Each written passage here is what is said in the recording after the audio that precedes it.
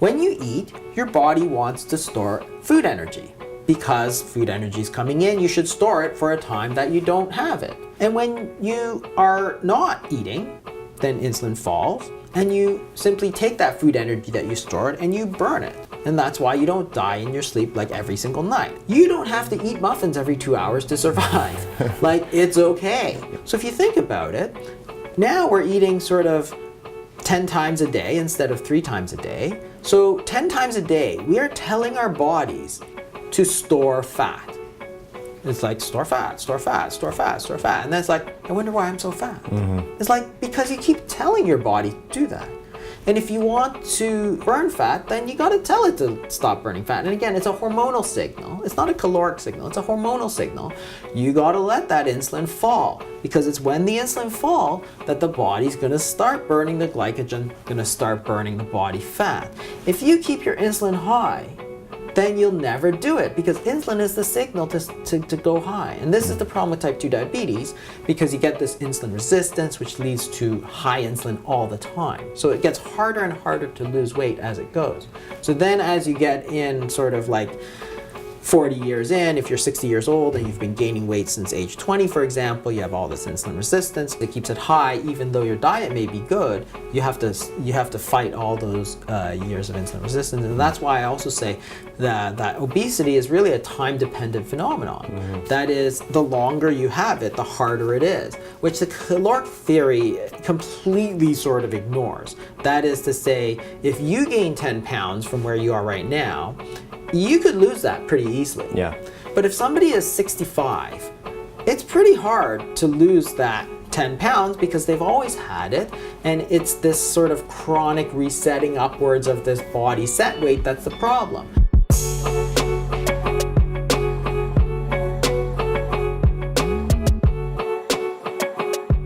Hey my friend, it's Mike Mutzel here. Thanks so much for showing up and tuning in to yet another video. This episode is proudly sponsored by Somnifix, one of the manufacturers of the world's only hyperallergenic mouth tape that will get you sleeping like a baby again. I'm wearing this shirt right now to help promote the power of nose breathing and really discourage mouth breathing while you're sleeping. Because if you're sitting there with your mouth wide open while you're sleeping, well, guess what? You're not going to achieve those deep phases of restorative sleep that are going to help you burn fat better, become better fat adapted.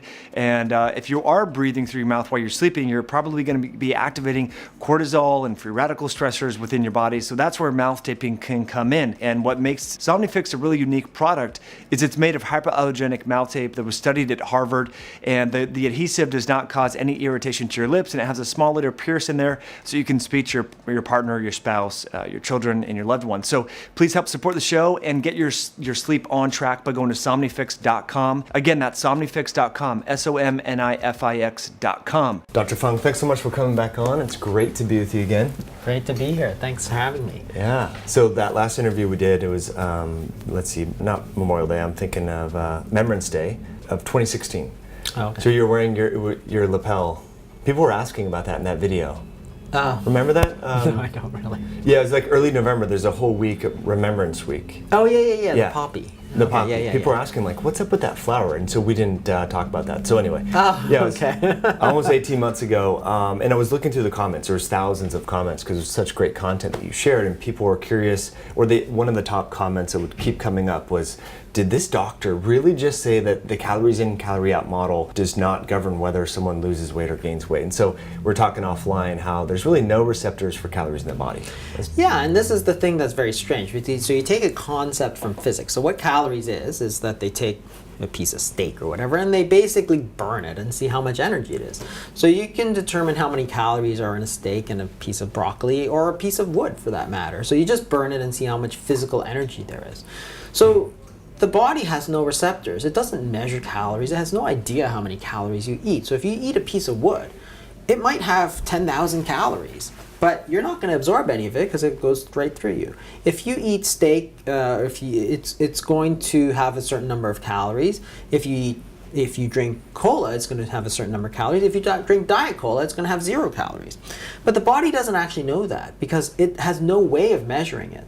So it has no way of responding to it. So why would we think that this is a sort of an important concept? And the only reason we think that is because it's sort of been ingrained into us. But it's a concept of physics and it's not a physiologic concept.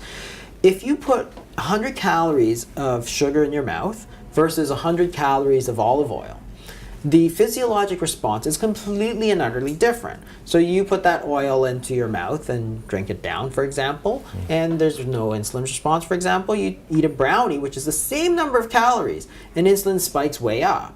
So the body responds to hormones. I mean, everything runs on hormones, thyroid hormone, insulin, all these different hormones, and that's how it knows what to do. So when it senses that you're taking in carbohydrates, for example, then insulin will go up. If it senses that protein is coming in, insulin will go up as well as something like mTOR. So there's different receptors for amino acids, there's different receptors for fat, there's different receptors. So if you eat fat, for example, you'll have cholecystokinin release. If you eat a lot of fibrous foods, you'll have stretch receptors in your stomach which are activated. So there are all these different things that the body does respond to, but calories is not one of them. So therefore, it really has no idea. You can look on all these different, these diagrams of metabolism that we've done, and you can go on Google and you can find, hundreds of diagrams of metabolism. You see the Krebs cycle, you see acetyl-CoA, you'll see insulin receptors, you'll see all kinds of things, amino acids, fatty acids, all kinds of things. And in nowhere in the last sort of 500 years of human physiology have we described the calorie receptor. It just doesn't exist, right? And so the entire concept is sort of borrowed from physics and sort of made a little bit of sense, not a lot of sense, but it just keeps being repeated, so people think that it's true.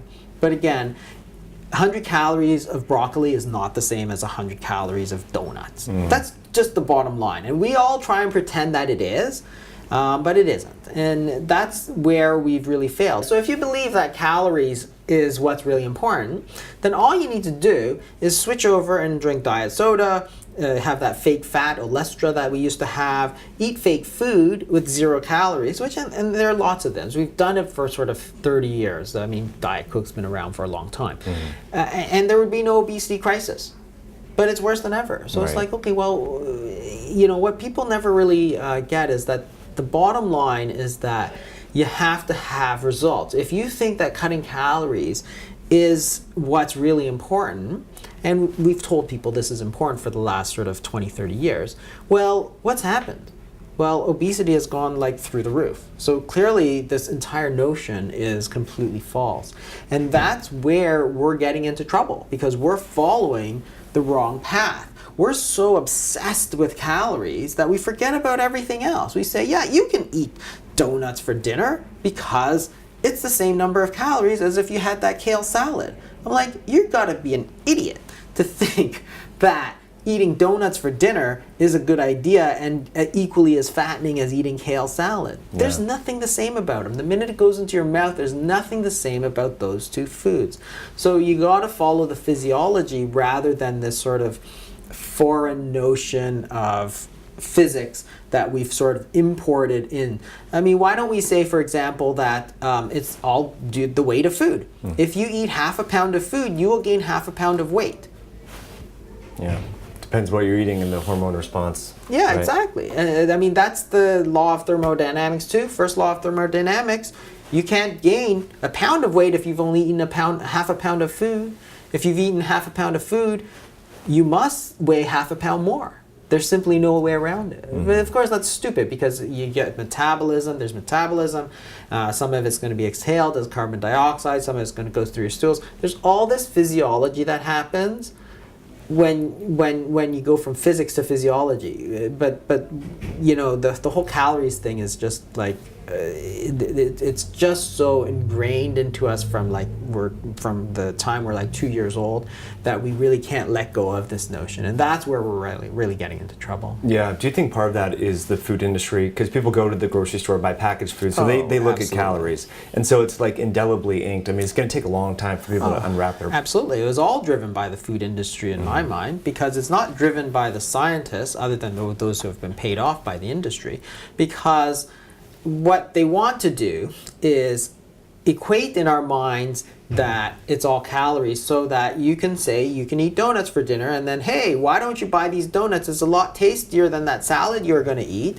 And if it's 200 calories of donuts and 200 calories of salmon, hey, same thing. It's a lot cheaper, it tastes better. Just eat that donut and it's great. So of course they love this sort of idea. And the beverage business, for example, it's like, yeah, you can drink Gatorade and then go bicycle for an hour and you'll work it all off. It's the same, it's all equivalent. When you try and make them equivalent, what you don't understand is that if you drink that sugary drink, you're gonna get fatty liver, you're gonna get insulin resistance. You can exercise your muscles, but you can't exercise your liver. Your liver's dying, your muscles are doing great. So it's like, okay, well, in the end, you get all these athletes like Professor Tim Noakes, who's running marathon after marathon after marathon and then gets type 2 diabetes. It's like, okay, well, how does that work? It works because the whole calories notion is false. And that's one of the things that we have to understand. Yeah, maybe it's, maybe I over-exaggerate a little bit for effect, but you really can't use that calories notion. It's not a helpful notion. And if it was, we would be doing a lot better than we are sort of today. And the longer term epidemiological studies have teased this out, and reducing calories affects resting metabolic rate, which I want to get into. But first, just kind of two examples. I want to talk about insulin, and then also if someone is eating the right amount of macronutrients but is in a calorie excess, but yet is keeping their hormones in balance. So we've seen this, a lot of people on the internet are doing like 5,000 or 4,000 calorie a day keto, diets, and they're not gaining fat because their hormones are in balance. So how do you feel about that? I think you can do it. Now, it all depends on what happens. You got to realize that for most of sort of human history, people didn't count calories. Calorie intake varies widely. Nobody eats sort of like 2,000 a day every single day. Honestly, I have no idea how many calories I eat in a day, and most people don't either. Even when they try and count it, they're wildly inaccurate. The idea is that the body works as a negative feedback loop, and that's how we maintain stable weight. So let's go back to the 60s. The 60s, nobody's exercising, and weight is quite stable for the most part in a very good range, like in a non-obese or overweight sort of a range. So how does that work? Because if you think that you can match your calorie expenditure and your intake to that degree that sort of 2% of the population is obese, but you're taking 2,000 calories a day in a year times 365, it's 70,000 calories in a year. A pound of fat is roughly 3,000 calories. So you're matching it to less, like sort of a 99.5% accuracy without any idea of how many calories you're either eating or you're spending. It's like, there's no way that's possible. So there's obviously a negative feedback loop. And what that is, it's like a thermostat. So a thermostat is a perfect example of a negative feedback loop. So you set your temperature at, say, 72 degrees, which is room temperature. If it's summer and it's hot, then the thermostat senses it's too hot and turns on the air conditioning, brings it back to 72. If it's winter and it's really cold, temperature in the house drops to 69 degrees, the thermostat senses that, turns on the heat, brings it back up. So it's a negative feedback loop, and that's a perfect example of homeostasis. The body does exactly the same thing. And there's a very similar body set weight. So we have a mechanism in our body that determines how fat we get. So if you get too fat, you're not gonna survive, because you're not gonna be able to catch food, or somebody's gonna eat you. If you get too skinny, you're also not gonna survive, because you can't take it when there's no food. Like the winter time, there's no food, you're gonna die.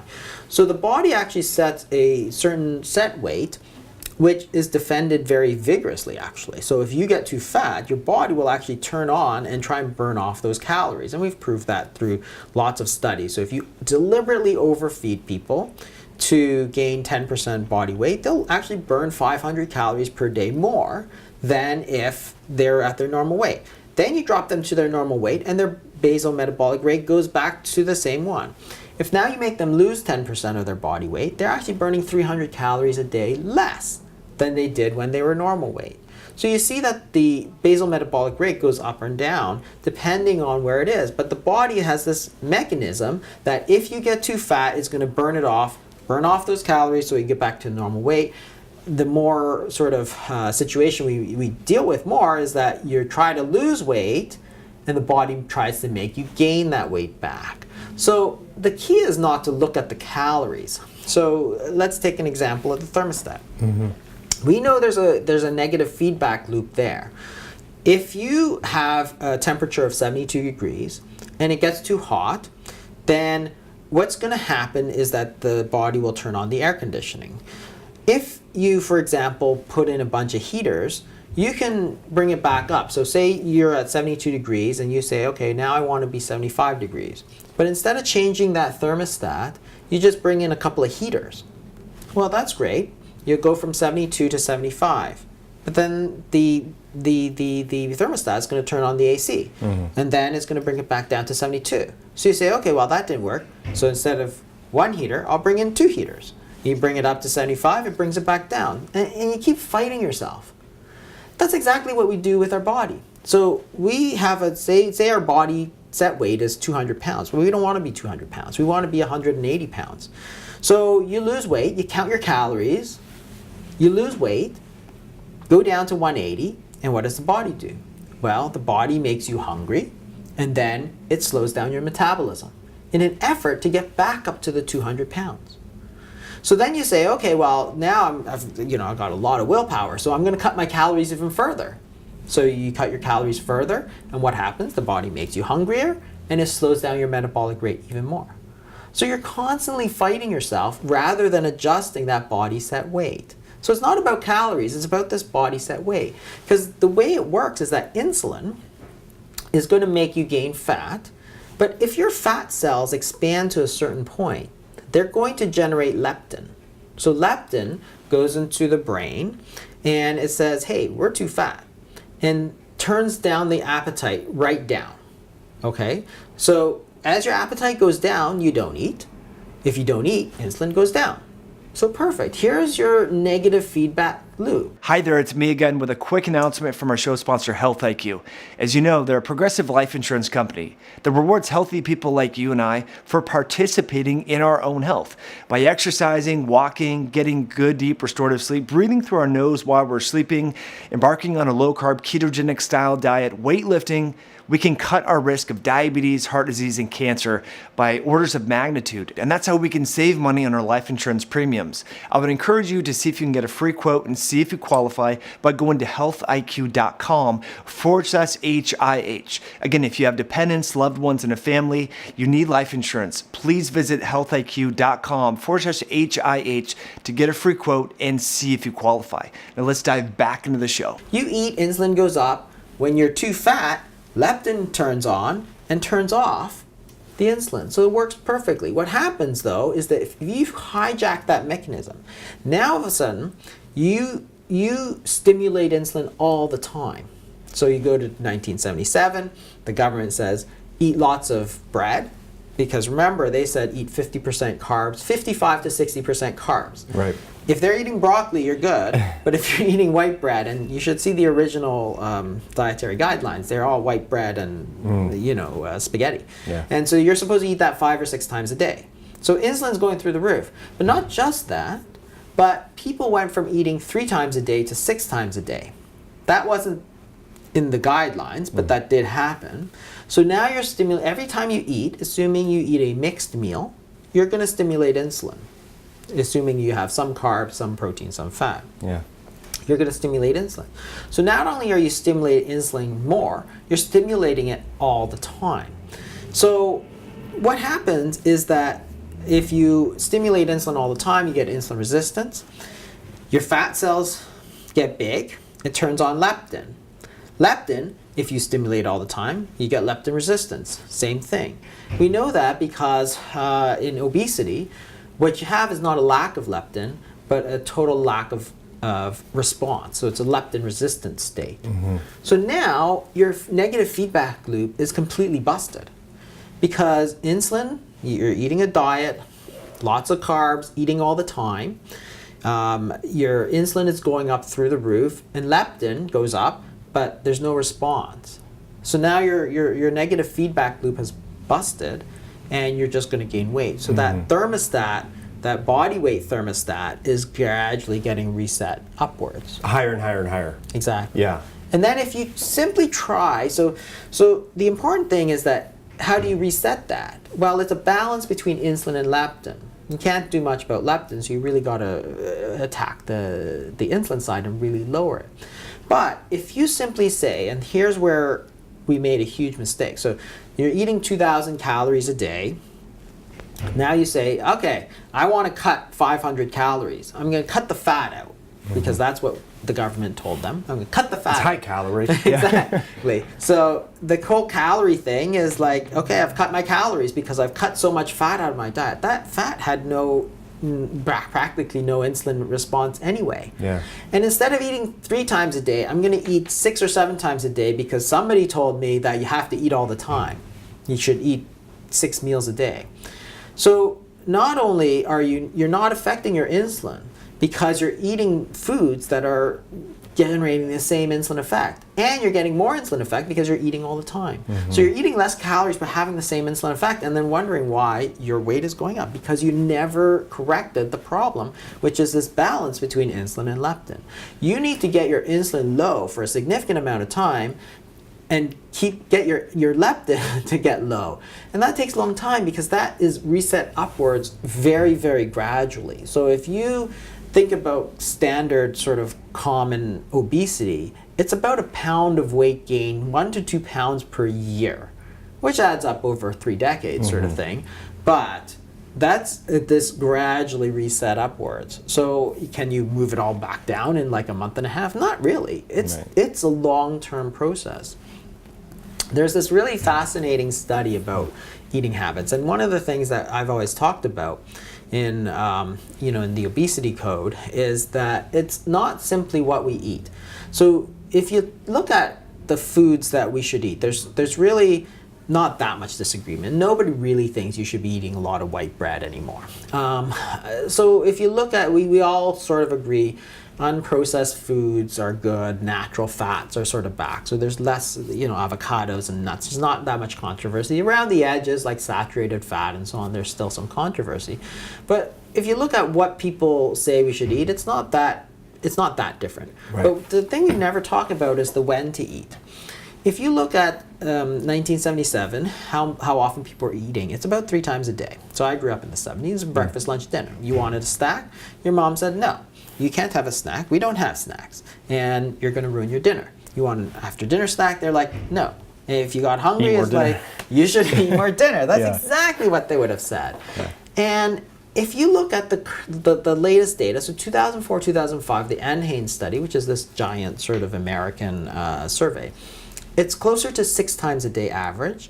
In 2005, a couple of years ago, they had this really interesting study where they gave somebody a smartphone app, and people would just record when they ate and how much they ate, sort of thing. And they looked at how often people ate.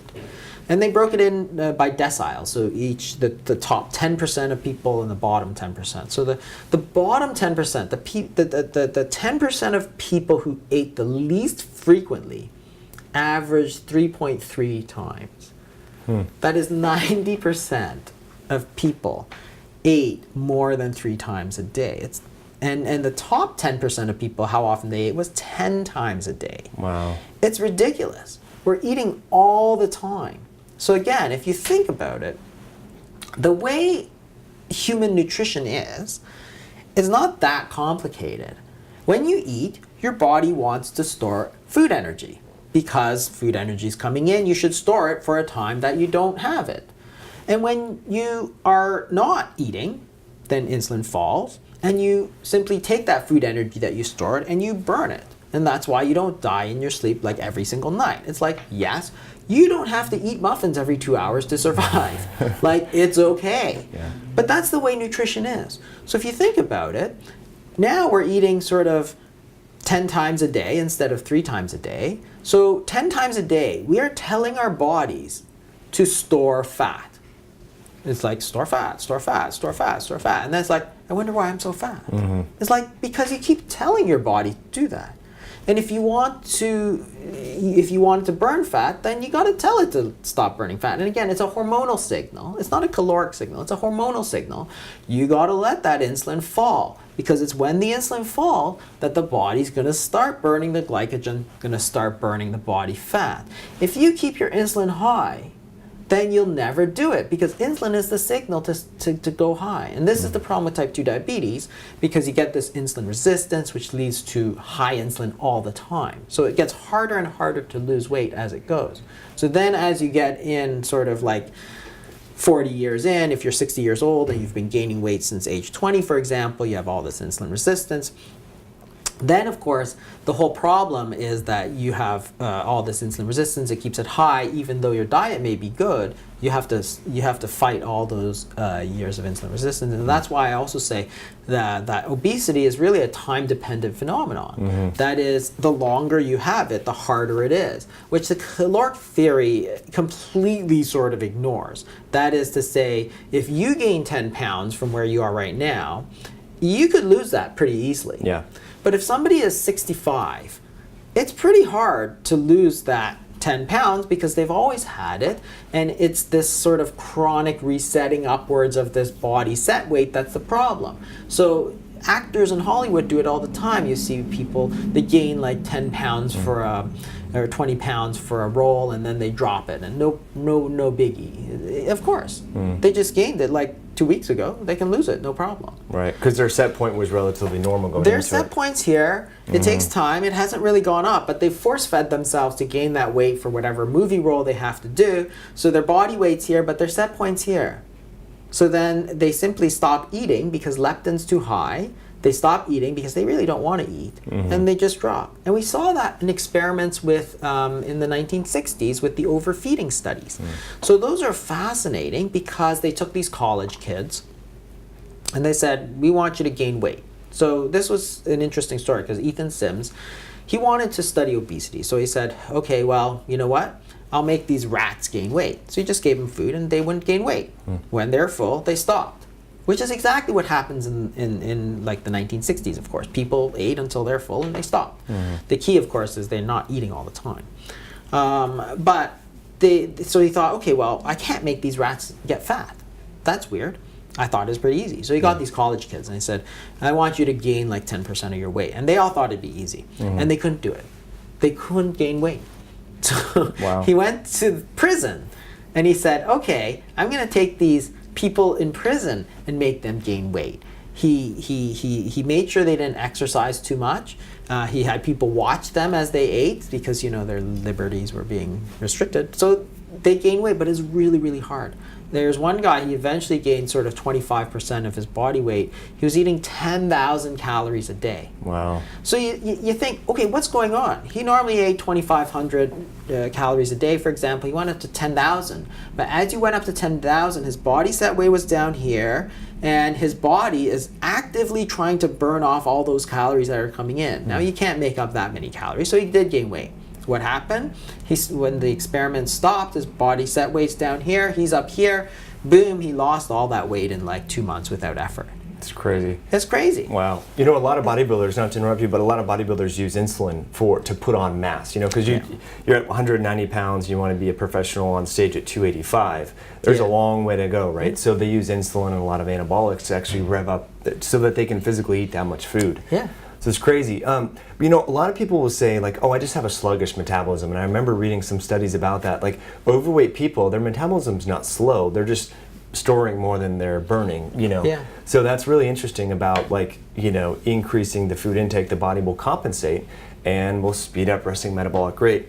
But one thing that, how can we mentally unravel the difference between calorie restriction, like, you know, I want to lose whatever, how many pounds, so I'm going to only eat 1,200 calories per day, and intermittent fasting, and how calorie restriction reduces your resting metabolic rate, but intermittent fasting does not. Help us like navigate that. Yeah, that's a common question, and the point is that calorie restriction, first of all, the body really has no idea what the hell you're doing. So you restrict calories, but the body does whatever it wants because it responds to hormones. intermittent fasting is not about how many calories you eat, it's about the time that you're not eating. So you're not eating for 12 hours or 16 hours or 24 hours or 7 days. And people always think that, if I only eat once a day, for example, and I eat 1,200 calories, well, that's exactly the same as if I eat 1,200 calories through that day. No. The difference is that if you, let's do a thought experiment. Yeah. If you eat sort of, equal size portions of food sort of every hour, throughout the whole day, is that really the same as eating that one portion through that whole, all at one sitting? And it's not really, because every time you eat, you kind of stimulate your insulin to go up, and you keep telling your body to gain weight. When you drop your insulin enough, what's going to happen is that you're going to tell your body to switch fuel sources. Okay, so when you're eating all the time, you're fueling your body on the food that's coming in. So you eat 2,000 calories, you burn 2,000 calories, that's all food that's kind of going in and out. And it's going through the short-term storage and the glycogen, sure. But if you let your insulin fall low enough, then what happens is that you switch into burning fat. So after you get through your glycogen, then you get into your body fat, and that's where you start to see the ketones and all this sort of stuff. But you know that you're burning fat. So for example, if you're switching fuel sources, there's no reason for your body to slow down. So again, let's take some numbers. So if you have a 2,000 calories a day, and you eat 1,200, but you're eating all the time and you're keeping your insulin high, either because you're injecting it or you have insulin resistance and your insulin's high. So your insulin is high. Insulin blocks lipolysis. So what that means, and we've known this again for 50 years, insulin stops you from burning fat. Why? Because insulin is telling your body to gain fat. So you don't want to burn fat and gain fat at the same time. So we say insulin inhibits lipolysis. So if insulin is high, but you're only taking 1,200 calories, you have no access to your fat stores, right? Because it blocks lipolysis. Insulin is high, you can't burn fat. So all you have coming in is 1,200 calories. All you can burn is 1,200 calories. Your metabolic rate must slow down in order for you to survive, because you don't want to die. What happens now if you allow your insulin to drop? Say you go on a 7-day fast, and so you have 0 calories coming in for 7 days, and I choose this not because I recommend it, it's fairly extreme in some cases, but if you have insulin resistance, at least I know your insulin will fall. So as your insulin falls, then you're going to switch from burning food to burning fat. That's what's supposed to happen. So if your body now sees, okay, I'm burning body fat, there's like tons of this stuff. Yeah. Why do I need to slow down my metabolism? In fact, if you look at the physiology of fasting, it actually maintains the metabolic rate, because as insulin falls, you get a counter-regulatory hormone surge. And again, this is sort of basic physiology. Insulin falls, the body increases sympathetic tone, so the sympathetic nervous system, adrenaline and noradrenaline, growth hormone, and cortisol. We know that, that's pretty basic, because that's trying to get the glucose back out from the liver into the blood.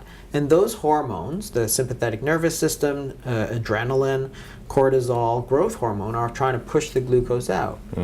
Well, what do you think adrenaline does? That's not slowing your metabolic rate. Right. It's pumping it up. And why does growth hormone go up? Well, growth hormone is there because you have a period of gluconeogenesis at around 24 hours. So if you look at the physiology of fasting, the glycogen stores, which are chains of glucose in your liver, that's the first sort of stuff you go to. When you burn through your glycogen, it lasts for 24 hours. At 24 to 36 hours, roughly, you're going to burn protein. And that's where everybody says, oh, you're burning muscle. No, you're burning protein. That's not necessarily muscle. There's a lot of excess connective tissue. There's a lot of excess fat that you should burn. If you look at those, documentaries of people who lose weight, they have all this excess skin. Yeah. Well, that needs to be burned. And you want to burn that. That's not a bad thing. That's a good thing. You want to get rid of that. Same thing with autophagy. You want to get rid of this protein. But if you keep getting rid of protein and never putting it back in, that's not good either. So what does the body do? The body's not that stupid. What it does is it pumps up growth hormone like you can't believe. It goes up like 3 to 5-fold on a 5-day fast. Wow. And what it means is that when you eat again, you're going to rebuild that protein. But not the protein that you didn't need, that excess skin that you didn't need. The stuff that you do need. And same thing for autophagy, same thing for cancer cells, same thing for Alzheimer's, plaque, and so on. You actually have the ability to break down this protein that you don't want. And that's why a lot of these people, there's a lot of research going on into autophagy, caloric restriction in terms of longevity. I mean, there's the whole calorie notion, which is not really physiologic, but it's the same thing. You really want to burn off this excess protein that's not making you good, because if you don't ever let your body break down this protein, you can't actually build new protein. Because it's like if you have a bathroom that you want to renovate, the first thing you got to do is pull out that sort of avocado green tub that was sitting from the 1970s. If you don't pull out that tub, you can't put in a nice new clawfoot tub. You have to get rid of it first. Yeah. And that's the way the body works. If you look at turnover of bone, there's osteoclast and osteoblast. The first thing you do when you remodel bone is chew up the old bone. Then you lay down new bone.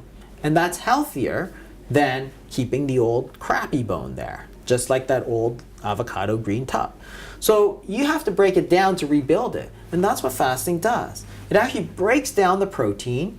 Growth hormone goes through the roof, and so does noradrenaline. And some people have so much energy, they're like, I can't sleep. I'm like waking up at like 3 a.m. and, doing all this work. I'm like, one is like, that's great if you want, but if you can't, then that's just one of the things that happens. But what you're doing is you're allowing access to those energy stores, those fat stores. Remember, fat is simply food that's stored away for you to use when there's no food available. Now that you've dropped your insulin, you're allowing your body to access all those huge stores of energy, and the body's going crazy. And it's like, yeah, I'm going crazy. I'm going to do this. So it burns it all off. And at the same time, it's breaking down this protein. When you eat again, growth hormone is so high, you're going to rebuild your protein. So when you look at clinical studies of weight loss, you actually get much better retention of lean mass with an intermittent fasting strategy than a standard sort of cut 500 calories per day. And these are the sort of myths that are out there. The myth that your metabolic rate is going to go down. It's actually the exact opposite. Fasting does much better in terms of preservation of metabolic rate. You're going to lose all this muscle. It's completely false. It's actually the opposite. If you try to lose weight with standard calorie restriction compared to intermittent fasting, and the studies are there, then you will do much better by doing the fasting, because you're cycling the sort of energy source. You're allowing your body to access those energy stores rather than keeping insulin high, shutting it away, and then saying, okay, you can use whatever energy is coming in through the mouth. And it's like 1,200 calories. Well, you burn 1,200 calories, and that's the real problem. Is that the body, and we saw this in the Biggest Loser. So these Biggest Loser diets, so they lose a lot of weight. Yeah. And a lot of fat, which is great. But the problem is that their metabolic rate just kind of sank like a stone. So you had one poor guy who was burning 3,400 calories a day, went down to like 1,800 calories a day. It's a massive drop. It's a massive drop. Yeah. I mean, he lost a lot of weight too. But then the problem is that the body's used to burning this amount of calories. So say you normally take 2,000 calories. Then you go on this 1,500 calorie a day caloric restriction diet. Your body now can only burn 1,500 because you haven't dropped your insulin. You haven't solved this sort of hormonal imbalance. You're trying to solve this calorie imbalance, but it's not a calorie imbalance. You got the wrong problem, so you got the wrong solution. So you drop your calories. Now the body, insulin's still high because you're cutting fat and you're eating 6 times a day. So your insulin's high, you have no access to body fat. You, instead of burning 2,000, you're burning 1,500. Guess what? You're going to feel cold. You feel sluggish. Your hair may fall out. Your nails might get brittle because everything takes energy. Your heart needs to pump, your blood pressure, your liver, your kidneys. and you've put them on this sort of restriction. So you're cold, and then your body makes you hungry. You know that ghrelin goes up. Your body makes you hungry because it wants to get back up to that weight. And your metabolic rate's slowing, so you feel cold, you feel tired, you feel hungry, you feel like crap. And you've stopped losing weight because your metabolic rate has gone down, not to 1500, it usually goes down to like 1450 or something like that. Yeah. So now you're actually starting to regain that weight. So you're on 1500 calories, your body's moved its metabolic rate from 2000 to 1450, you're regaining that weight. You said, forget it, I'm going to go back up to 1700 calories. Now you just pile on the weight because you're still at 1450, and you're still feeling like crap because you're used to burn 2000, and your weight's all back to where it was. It's like, sound familiar? Yeah. Well, guess what? That's what every single dieter does. Why not instead do the intermittent fasting, drop your insulin levels very low for a period of time, whatever time it is, 16 hours, 24 hours, whatever it is. During that time, you allow your body to burn stored food energy. Hey, why does it need to change from 2000? So this is the difference between calorie restriction of 1200 calories and eating one time, or 1200 calories in one day, is that you're taking 1200 calories, for example, from food and 800 calories from body fat, because you've dropped your insulin and allowed your body to access that body fat. Now your body's like, yeah, I'm going to burn 2000 because I want to. Whereas before, when your insulin is high, you've blocked it off and you can only burn 1200. And that's the difference between sort of intermittent fasting and just calorie restriction. And you can see why one works and one doesn't work. You're simply allowing your body to access the stored food energy that's on your body. And guess what? That's what it's there for. That's what body fat is there for. It's not there for looks. It's there for you to use. Oh, that's so brilliant. I really want to dive more into insulin. I think that's a great analogy. And it really underscoring the importance of the hormonal balance. And speaking of hormones, ghrelin is a hormone people talk about, and the context of like why women shouldn't fast. And there was a study that came out that showed that ghrelin reduction was actually better in women versus men, which I think is interesting. Yeah, that was a fascinating study. So they talk about why women shouldn't fast, and I honestly, I don't know why people say that. It doesn't really make any sense. I mean, if a woman is underweight or at risk of anorexia, sure, that makes sense. Like, you gotta apply everything in a clinical context. You're not gonna put a 16-year-old, 80-pound girl on some kind of fasting diet. You're asking for trouble. They might get anorexia nervosa, sure. But you put a 250-pound, 60-year-old man on fasting, he's not going to get anorexia nervosa, okay? So women can fast, absolutely. And ghrelin is the so-called hunger hormone, so the higher it is, the hungrier you are. And when they looked at food cravings, so one of the things that we talk about all the time is people, when they come in, the number one sort of concern about fasting is hunger. They think, I can't do it, I'm going to get so hungry. And what you have to realize is that when you look at ghrelin, over 24 hours, if you don't eat over 24 hours, you see ghrelin spike, and it spikes 3 times, at breakfast, lunch, and dinner. So we're trained to eat, a lot of people are trained to eat 3 times a day. So when it comes around to noontime, ghrelin spikes up. But the key is that it doesn't continue to go up. If you don't eat, it actually just drops back down to normal. And anybody who's worked through dinner or worked through lunch knows this, because at 12 o'clock, 1 o'clock, you're hungry.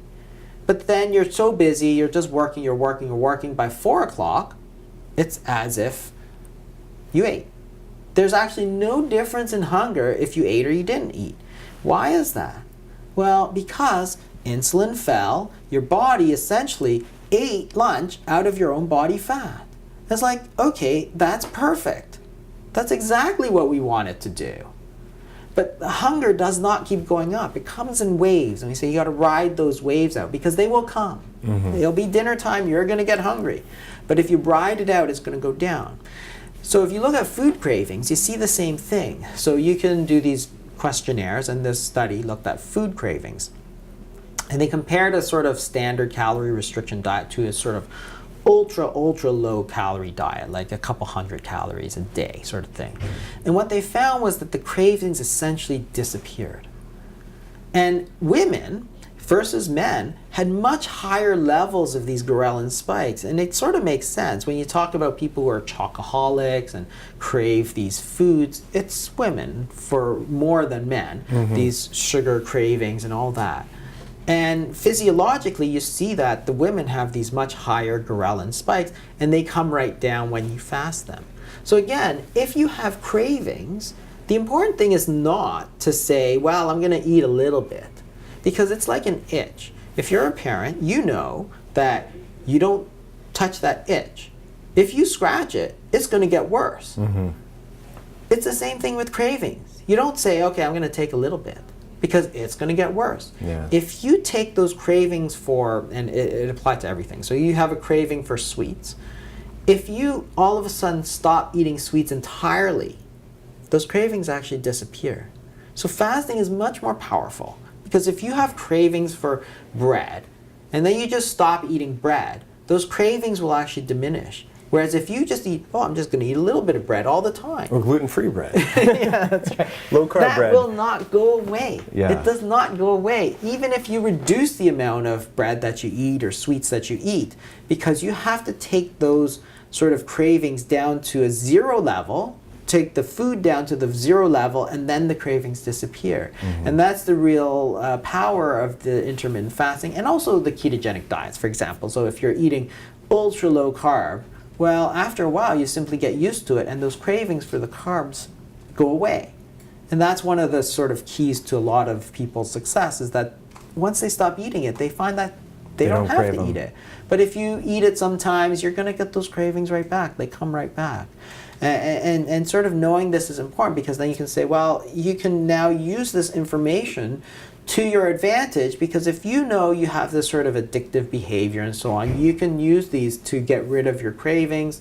At the same time, do something which is very healthy and has all these other benefits in terms of protein breakdown and autophagy and all these other things. And that's the real key, is having that knowledge allows you to sort of say, okay, well, I'm going to do this, I'm going to do this.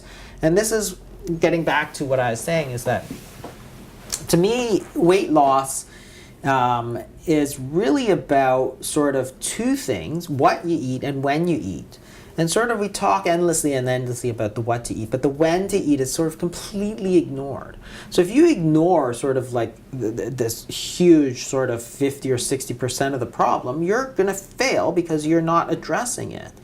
Because we've gone from eating sort of 3 times a day to somewhere around 6 to 10 times a day, and we think it's good for you. Right? You see this all the time, and the question is, where did this advice that you have to eat all the time come from?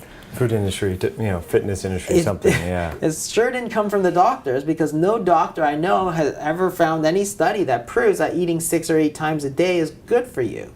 And nobody in the history of humanity has ever done that, because we had work to do. You have to go out in the fields. You have to go, plow the fields. You're not spending all your time eating. And yet we think that we shouldn't go more than a couple of hours without stuffing cookies in our mouths. And we teach our children this.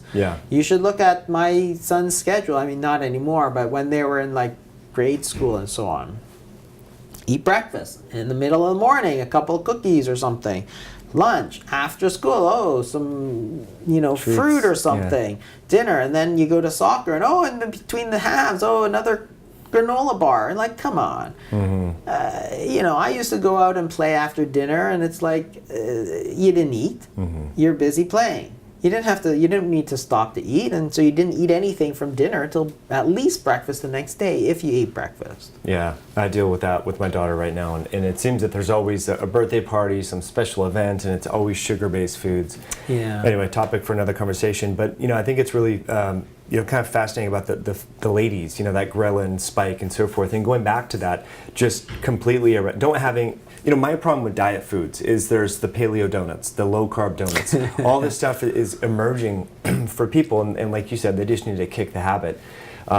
obviously we need to enjoy life too and have a little food periodically, but no one would ever advise a heroin addict just take a small little hit. You're gonna be okay with just a small hit. It's like they have to go cold turkey, so that's kind of an interesting. Yeah, and again, the key is understanding that there's a difference between the sort of carbohydrate insulin hypothesis and the insulin hypothesis. So the insulin hypothesis says that insulin is one of the key regulators of body weight, which I think is true. What's not true is that carbs are the only sort of input into that system. And that's where a lot of people get into these debates, because it's like, can you eat high carb foods and still have low insulin? Absolutely. So you go back to the Okinawans, for example, they're eating 65% sweet potato diets. There's no obesity whatsoever. You go to the Kitavans, they're eating sort of 65-70% carbohydrates. Their serum insulin levels are like 5 percentile compared to a Swedish population, no obesity. Well, why is that? Well, a big part of it is that you're not eating all the time. So even though you're eating cassava and root vegetables and all this, and you got to remember again, in the 1980s in China, all white rice and vegetables, but you're not eating 10 times a day. There's like almost no sugar in that diet. There's a lot of carbohydrates. So you can look at the Chinese, and some people say, oh, they're eating brown rice. They're not eating brown rice. Like I have relatives from there. Everybody's eating white rice. It's all refined grains. But they're not eating all the time. They're eating very little sugar, like almost zero sugar. And I think, for different reasons, sugar is much, much, much more fattening than any other carbohydrate out there. And this is even though you get no insulin effect of fructose. So fructose has no insulin effect. It has no glycemic index effect. So people used to think it's great, but it's actually very, very bad for you. And I think it's sort of like 20 times as fattening as, say, bread, which is sort of glucose as opposed to the fructose. So there's no sugar in that. They're not eating all the time. There's no, there's all these other sort of mitigating factors that keep their insulin low. So you can eat a low-fat diet, you can eat a high-fat diet and still keep your insulin low. And we see this in traditional societies all over the world. There are societies that are based on eating meat, and they do fine. And there's societies that are based on eating white rice, like China, and they're doing fine, obesity-wise, obesity and type 2 diabetes. But yet they're widely varying in terms of their macronutrients. So I actually never tell people to eat, to watch the macronutrient. I don't think it's that important. But you have to always keep in mind the insulin effect. And a huge part of that is sort of frequency of eating and getting that way down. So if 3 per day is sort of what people have traditionally done and done fairly well with that, well, that's pretty good. But if you've been eating 10 a day for the last 10 years, going back to 3 a day is not going to cut it. You're not going to lose weight like that. You got to go lower than 3 to make up for those sort of 10 years of 10 a day.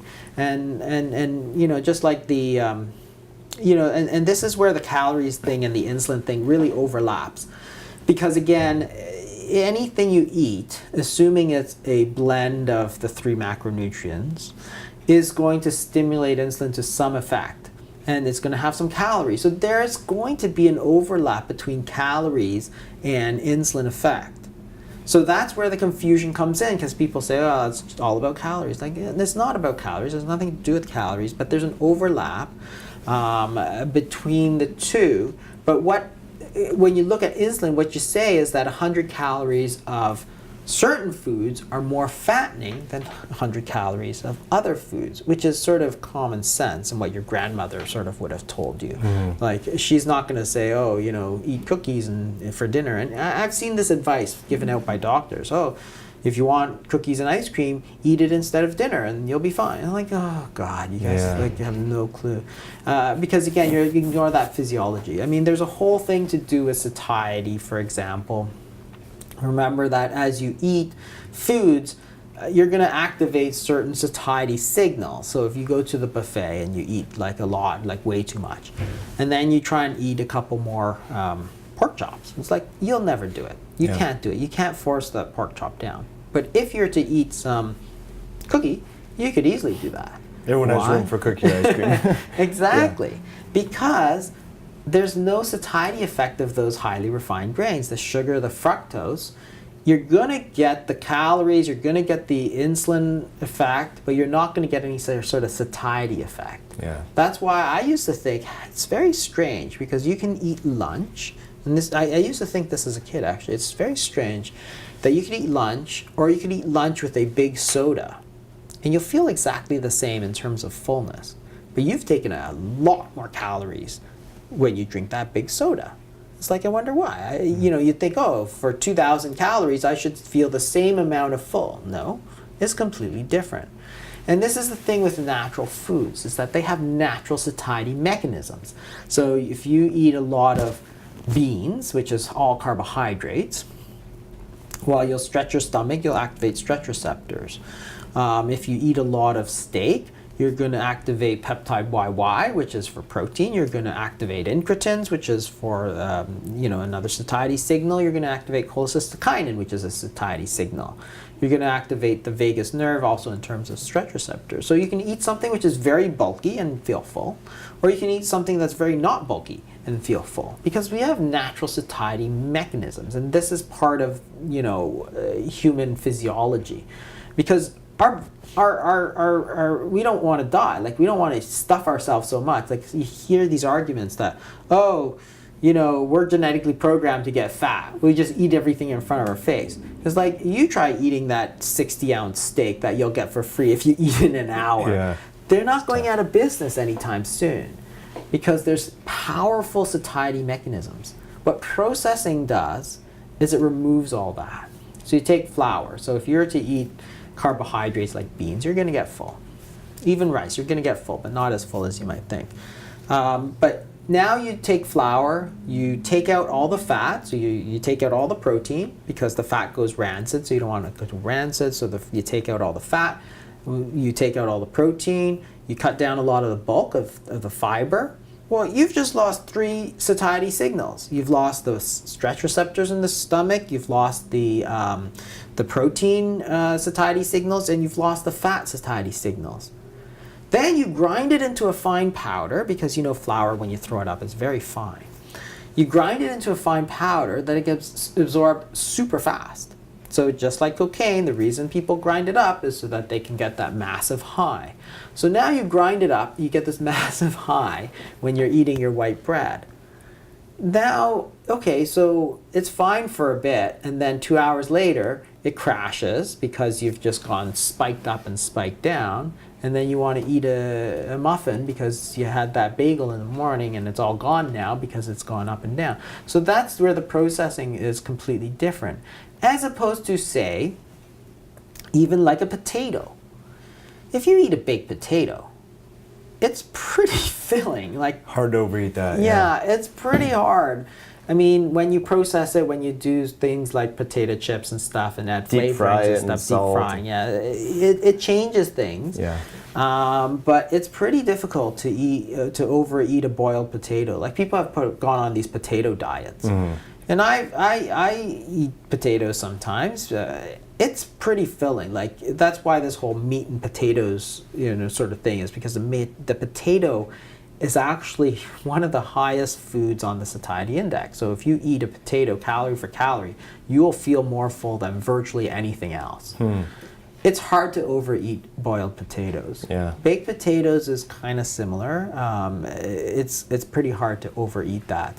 But again, you're activating natural satiety mechanisms. Like, the potato's pretty big. It's going to fill up. It's going to activate these other stretch receptors.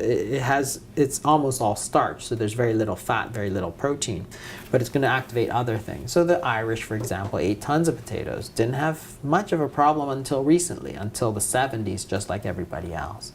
So there's a lot of things. So yes, there's carbohydrates, but what's really important is the insulin, because you can eat a sort of low-fat diet, high in carbohydrates, and still have low insulin levels and still have very little obesity. And that was what came out in the Diet Fit study. So this is that study that Chris Gardner did a couple of weeks ago, I guess it got released, and what it showed was that if you take people and put them on a low-fat diet and a low-carb diet, they did roughly equally, but it wasn't just any kind of low fat diet. It's not like white bread and jam sort Yeah. of thing. It was all unprocessed foods. It was all, and you see that he actually had a period of time that you weren't supposed to eat all the time. Yeah. And They were encouraged to go to farmers markets. Yeah, and, exactly. There's a whole lot of stuff in there. It wasn't like go out and eat some, some pasta and white bread. Yeah. It was this sort of healthy, sort of eat lots of vegetables, and there was a whole lot of it. Mm-hmm. And I was looking at that study and I was thinking that's exactly what we tell people. Yeah. Unprocessed foods, because it's not simply about the carbohydrates. We have to move past that. You have to get into this sort of insulin, because that's the sort of language the body speaks.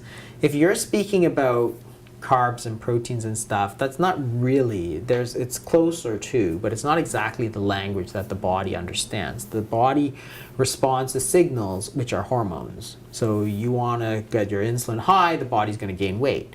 Well, you could eat a low-fat diet, you could eat a low-carb diet, and still have the same effect on insulin. So that's where I differ from some of the people in terms of the carb insulin hypothesis. You could eat a high protein diet, for example, all meat diet. You could do all of these things and still get the same effect of low insulin and therefore less obesity, less type 2 diabetes. Yeah. And that's where understanding the sort of physiology gets you around all these debates and tries to understand why people can eat different diets and still do well, and that's what I try and bring out in the books is sort of the science and the understanding to do it. Yeah, great. I have two examples of that. Definitely want to dive into insulin, especially I didn't know it was discovered here in Toronto. Yeah, super fascinating. But you mentioned the satiety signals that whole foods garner on the body, and they're kind of lost in the processing of food. And one example of a remedy that you talk about, I personally am very interested in this as well. I've been studying it for a while. Is gastric bypass or bariatric surgery, and the hormonal. I'm not a fan of the procedure saying that it's good for weight loss, but admiring the mechanism of action through which gastric or bariatric surgery affects insulin resistance is really interesting. You take a full-blown insulin-dependent type 2 diabetic, as you know, 12 hours after the procedure, they don't need insulin because the gut hormones that you mentioned are upregulated with whole real food are super physiologically upregulated. So. Yeah, bariatric surgery is fascinating because it's quite successful, and people used to say, well, why does it work?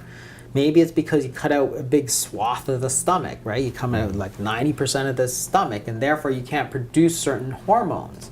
Well, the problem with that is that you can do gastric banding, where you put a sort of belt around the stomach and cinch it really tight, and you'll get the same effect. So since you're not cutting out any part of the stomach, then the benefits cannot be from cutting out the stomach. And the truth is that the effect is simply a severe caloric restriction. You're basically putting them very close to fasting as much as you possibly can for months at a time. I mean, they're eating so little that you might as well be fasting. So fasting, the whole point is to get your insulin down. Now, you're not eating. You can't eat because they've cut out all your stomach and they've rewired your intestines so that even if you eat food, it's not getting absorbed. Well, what's going to happen? Well, insulin's going to drop and it's going to keep dropping. So what's going to happen is that your body is going to burn off all that sugar. Burn off the sugar, diabetes goes away. Then as it burns off all that sugar, then it's going to burn all that fat. And guess what? The weight loss is very, very good. Yeah. So the mechanism is quite easy to understand. Once you understand that, it's really about changing the insulin, which is the main hormone. It's not the only hormone that's responsible for weight gain. Cortisol is another one. But for the most part, it's about insulin. So that once you understand that, you can see this is why bariatrics is so effective. And sometimes you say, well, this is really just medical bariatrics. All these fasting therapies is just medical bariatrics. But it's not easy. It's not fun. And that's really one of the things that we try to do. So we have a program for this, which is the Intensive Dietary Management Program. And people can join, and we have sort of, so the website is idmprogram.com. And if, we put out a lot of stuff for free, like these sort of videos, and we do podcasts and I do weekly blog posts, and there's lots of free stuff. And if people can just get the information, and there's the books that are very inexpensive, or you can take it from the library. So there's a lot of information out there. But sometimes people want a little bit more guidance. So what we've done is we've provided sort of a little bit more guidance, question and answers, group fast, because again, it's about building this community of people who will help each other. And that's one of the secrets of any kind of behavior change, is that you do better in a group. So whether you're looking at Weight Watchers or Alcoholics Anonymous, the point is that changing behaviors is difficult to do, and if you have people who will support you, your success rate is going to be much, much higher. So we're trying to put together a community in our membership program that people can join for a fee and then get the guidance from sort of trained professionals that they need. They get the sort of extra help that they need to do it. If you can do it on your own, great, but most people, they get out there, they start fasting, and then some doctor tells them, oh God, you're going to kill yourself, and then they're done. And then it's like, oh, but you know, you could have gained so much with it. And then we also have sort of an additional program where people will provide sort of small groups, sort of in groups of 3 or 4. Of course, anytime you do that, it's much more expensive because you're getting sort of personalized care. But at least it's available for you. So we try and provide sort of everything from the free stuff to the books and the podcasts and the stuff we're doing here. So that. I hope people can just listen and do it themselves. But hey, if you need some help, we're also here. We can give you more help if you need it. The membership site is $39 a month, I think, and it's like we do these group fasts, which are very popular, so that people fast all together for 3 or 4 days. And it's not necessarily you do the full 4 days. Maybe you do a 24-hour fast for 3 days, for example. But because you're doing it with a group of sort of supportive people, it's easier, and then you get the benefit. And in school, we understand this. We call it peer pressure, and it's got a negative connotation. As adults, it's called peer support, because it's like we're trying to change behavior, and you're joining a group to get the support that you need. And guess what? It's like very, very important. It's actually like, it sounds like it's one of these kind of throwaway things, but it's actually, as we started doing our program, we've been doing it for about 5 years now. That was one of the sort of keys to success, was getting people into the small groups and into the bigger groups, where people can talk about fasting without getting laughed at, essentially. And that's been very important. And then I realized, of course, that's the whole secret of Weight Watchers, sort of the biggest Oprah-led company now. But their diet's nothing special. It's a decent enough diet, but you could have gotten that diet anywhere. Right. You could have gone to any book and gotten that diet. The secret sauce was the peer support.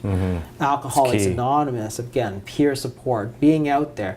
And we're fighting such a big fight because the conventional dietary advice is to eat sort of 8-10 times a day, eat these low-fat foods. So we're sort of swimming upstream in terms of our advice, because we generally advise people to eat sort of whole, unprocessed, real foods, often low carbs, so not necessarily, and then intermittent fasting, whether it's less than a day or more than a day. And that's where it gets people's kind of goat up, is that the intermittent fasting really scares a lot of these people, and then they get scared out of it right away. They don't have that peer support. So we're trying to build that into our program, and if that's what you need, we're hopefully providing it at a fairly reasonable price. That people, I mean, if you're skipping a meal, I mean that's like the cost of 1 year, right? It's like okay, you're gonna come out ahead if you do this. Totally, that's awesome. IDMprogram.com, right? IDMprogram.com. Okay, I'll put that in the show notes and below this video. And then let's kind of finish up on the book a little bit. A few things, that I remember, like they're inked in my head. You can't fix a dietary disease with medicine. I might botch that a little bit, but I think that's really important, because a lot of people don't realize that traditional medical system, like the solution in for a lot of traditionally trained practitioners, is insulin, more and more insulin. And what happens when you get more and more insulin? Yeah, the problem is that type 2 diabetes is a really misunderstood disease by the doctors.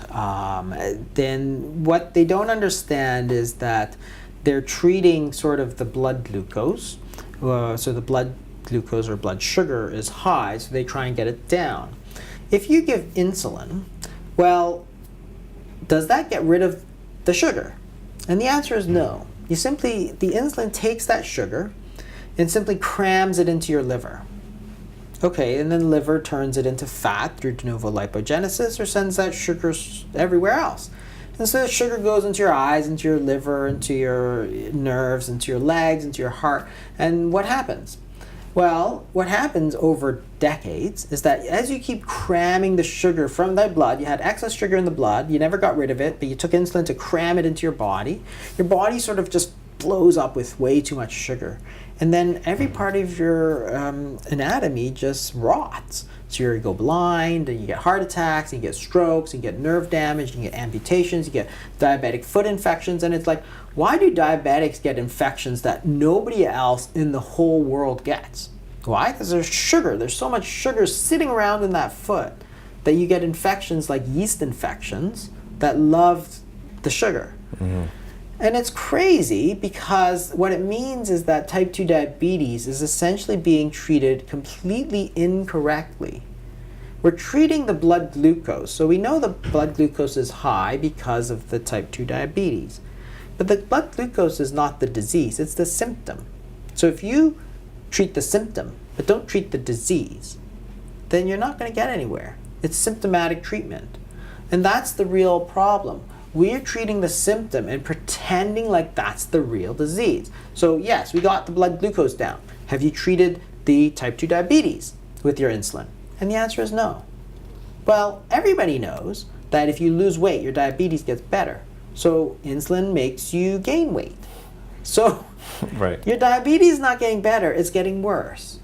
And the whole point is that you simply can't take the sugar in your blood and cram it away where you can't see it and pretend you're better. You got to get rid of that sugar.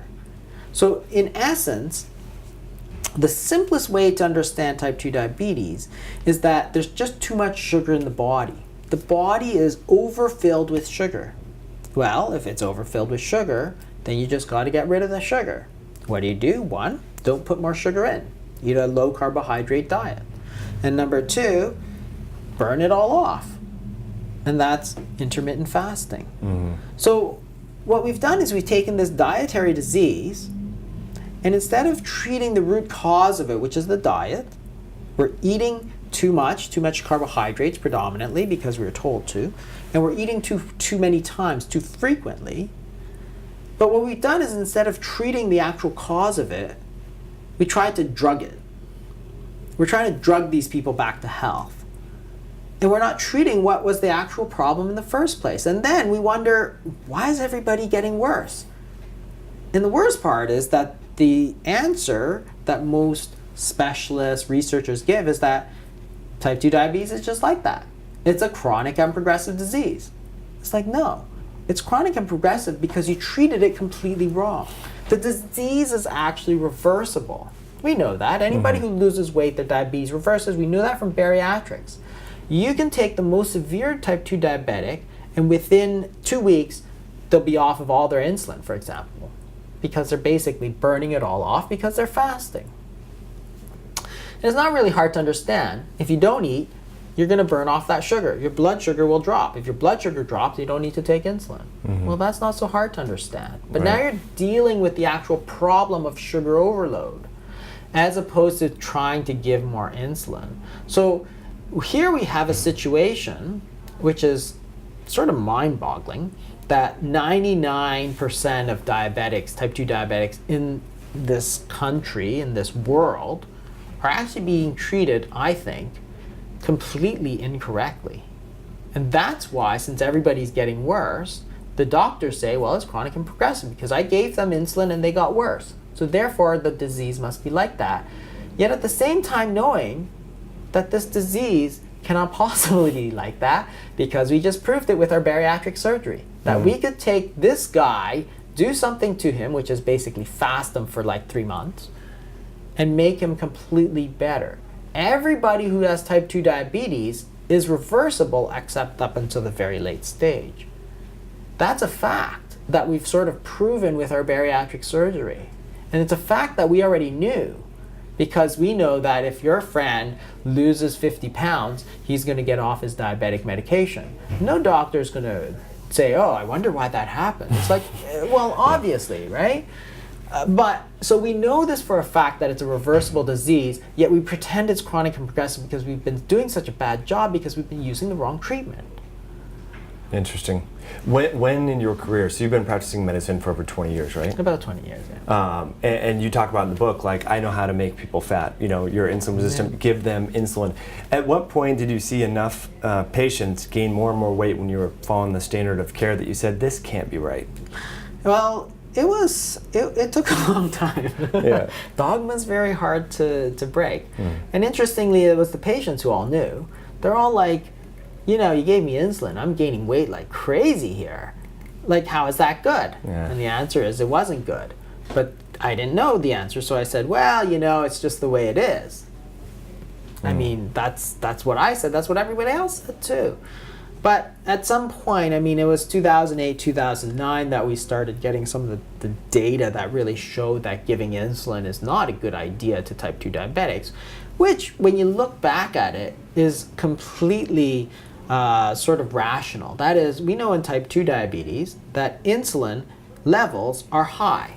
So why are you giving more insulin? Yeah. I mean, isn't that like giving alcohol to an alcoholic? How do you think they're going to get better?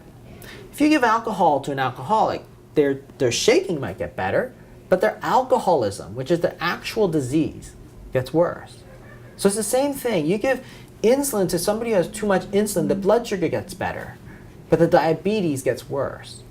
And that's what we've been doing. We've been treating these addicts with heroin. It's like, oh my God.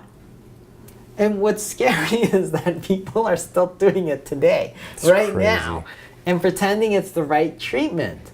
It's like, oh, okay, well, that's not a good idea. And it's like, no wonder everybody's getting worse. No wonder the health of the nation is getting worse, because we've sort of focused on the wrong sort of quadrant, which is we think it's a drug problem, but it's a diet problem. We took type 1 diabetes, which is where insulin's very low. So if insulin's very low, then give insulin.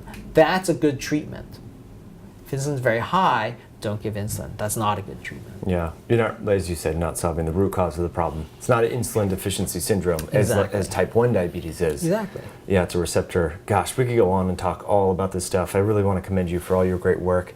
Both the books. The Obesity Code really changed my mind on a lot of different things, particularly that the time, the latency, how long someone has been overweight, that it's going to affect their weight loss. And I think that's something that people really need to think about, you know, because they see the lean person get shredded for spring break and they're like, well, I want to do that, but they've been overweight for 35 years.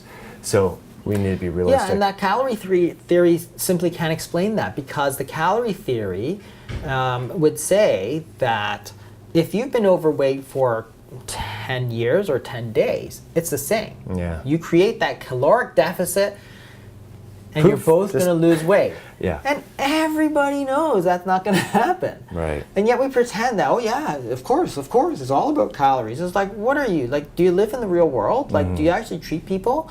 Because everybody knows that that guy who's been overweight for 30 years, those pounds ain't coming off. Yeah. Like in 10 days. Like the 20-year-old who gained a few pounds from a few beers at spring break, right? So yeah, absolutely. That's the key to understanding. And the physiology's all been there, but it's been sort of distorted by all of this sort of other interests, like particularly food companies, for example, sugary beverage companies, who want the calorie theory to be correct. And this is one of the things that we're really looking to get into, is sort of advocacy to get the sort of conflicts of interest out of medicine. Having been in medicine, I realized that there's actually all these problems. Like, there's not just pharmaceuticals, but the research. So we all pretend we live in this world of evidence-based medicine. The problem is, if all the evidence is corrupt, then evidence-based medicine is also going to be corrupt. So if all your evidence is produced by pharmaceuticals, is produced by people getting paid by the sugar industry, for example, well, you're going to think sugar is fine.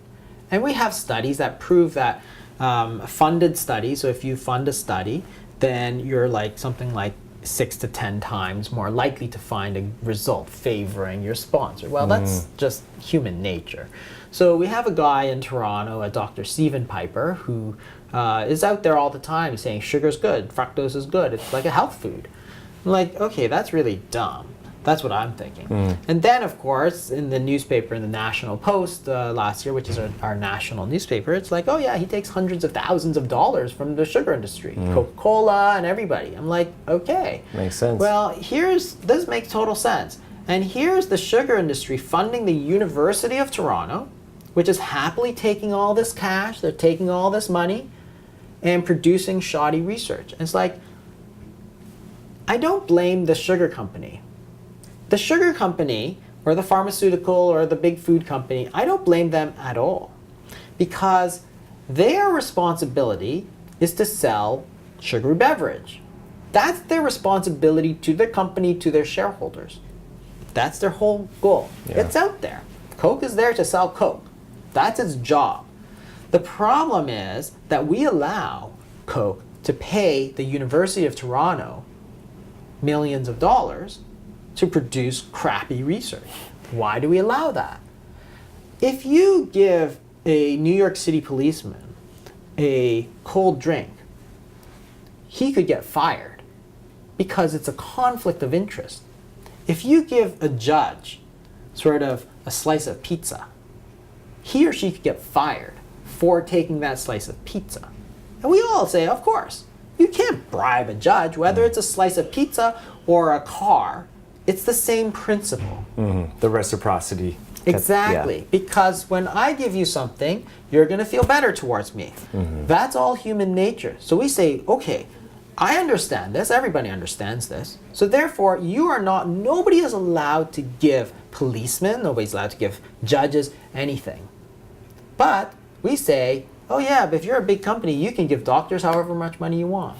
So you look at a journal like the Journal of the American College of Cardiology, and the editors, which decide which journals get published, what everything is, on average, they're taking each over $400,000 a year from companies. And it's like, okay, I don't blame the company. The company, if it means selling more stuff, that's what they should be doing. The question is, why do we allow that to happen when it doesn't apply to anybody else? You can't give $400,000 to a New York Times journalist. They will get fired by the New York Times. They will absolutely get fired. You can't go to some company, all big companies have this rule. I can't go to the bank manager and say, oh, hey, here's $10,000, you're gonna give me a loan, right? He's gonna get fired or she's gonna get fired. Everywhere we know this, we put rules on it, but yet, when it comes to our health, we say, hey, Dr. Stephen Piper, you can here's $500,000. Just do some research on why sugar is good for you. And he produces it, and then people come out and say, well, the evidence says that sugar is good for us. It's like, isn't that the most ridiculous situation you've ever heard? This is one of the things that really has to get out there, because if you have differences of opinion between scientists, that's fine. That's how science works. Everybody has a different opinion. I don't mind that. So the vegans have a different opinion than I do. That's fine. The problem is when you get all these sort of commercial interests in it. But it's not a problem for the commercial interests. I mean, the drug companies, they're allowed to do it, so they should do it, and they will do it because that's what their stated goal is. Their stated goal is to sell more drug. Right.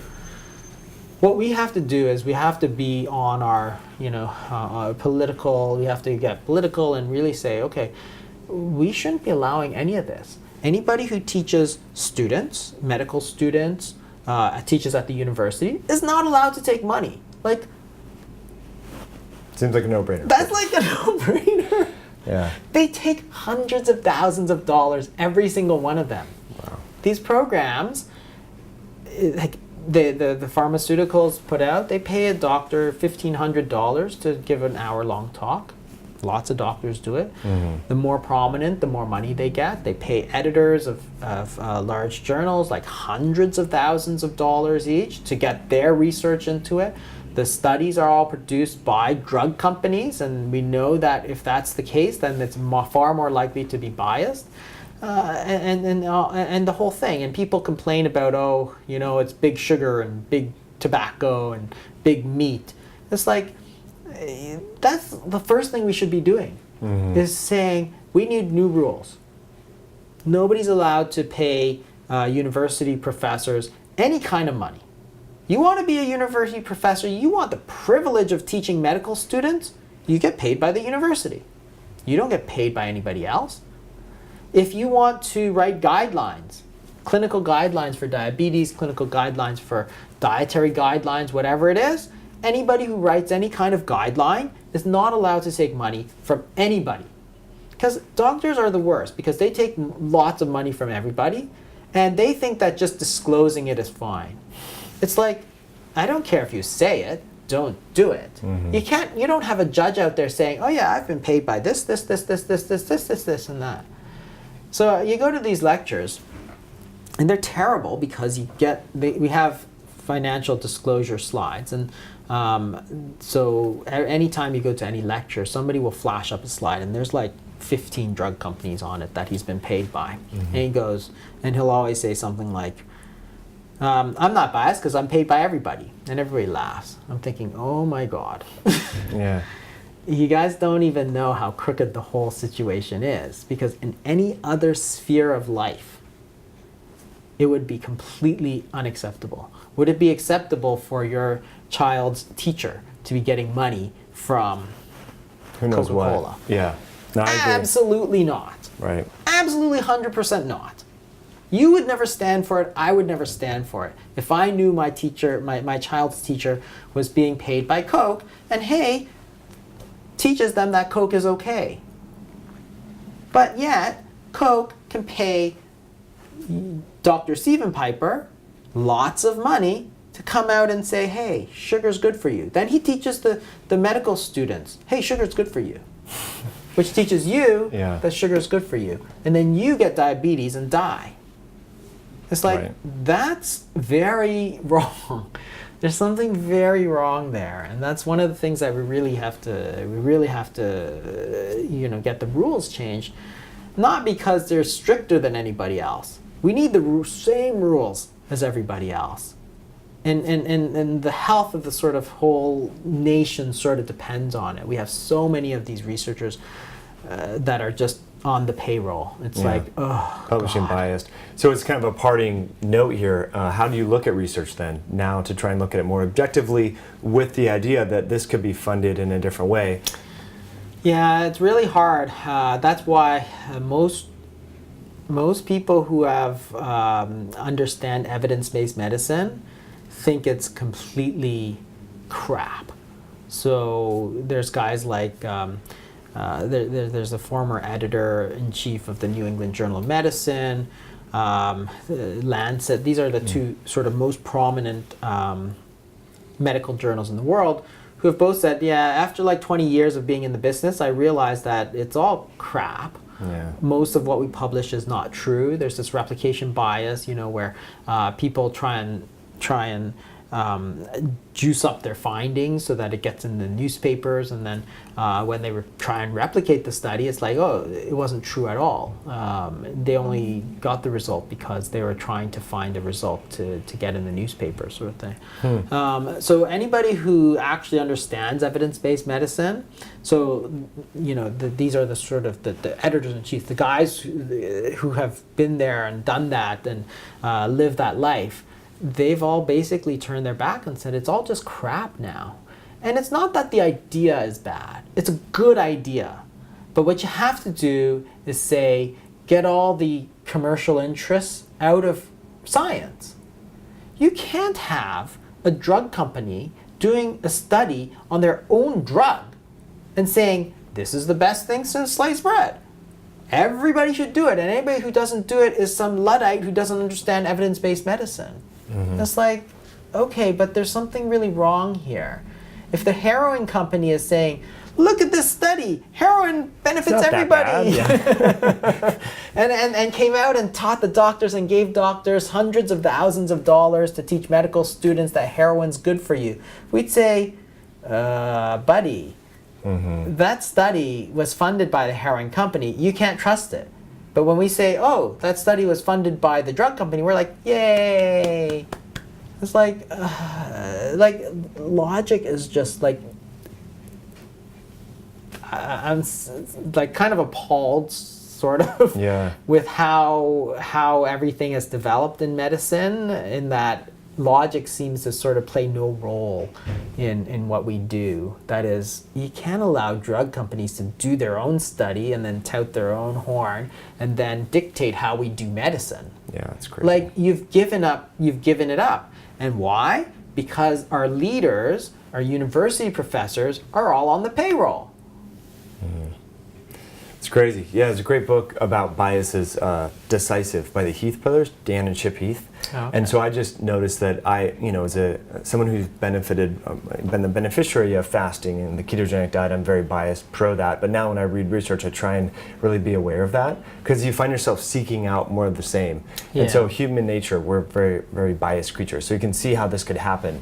But if in terms of like kind of a parting piece of advice, like the biggest health issue, do you think that's one of them, that so-called evidence-based medicine is really industry funded? And yeah, I think that there's sort of a couple of things. I mean, there's from a health standpoint, honestly, it's metabolic syndrome, obesity, type 2 diabetes. That's clearly going to be the issue of our times. yeah.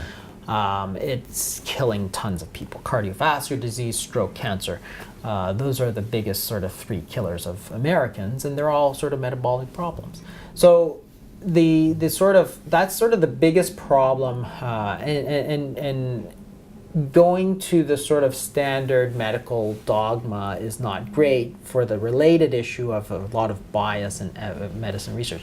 The good news is that you can take control of your own health, through understanding like what we're talking about, do the cutting out processed foods, reducing the number of times that you eat, intermittent fasting, and sort of regain sort of 90% of your health. So from the good news from a patient perspective is that yes, you can do something about it right now. The larger societal issue is exactly that, to get the bias out of medical science, because the reason that medical science is hopelessly bad is that there's just too much bias. So if you look back at the 1970s, obesity goes from very little to very high. So we're worse than we were in 1970. Yeah. If you look at technology, a 1970s computer is like the size of this room.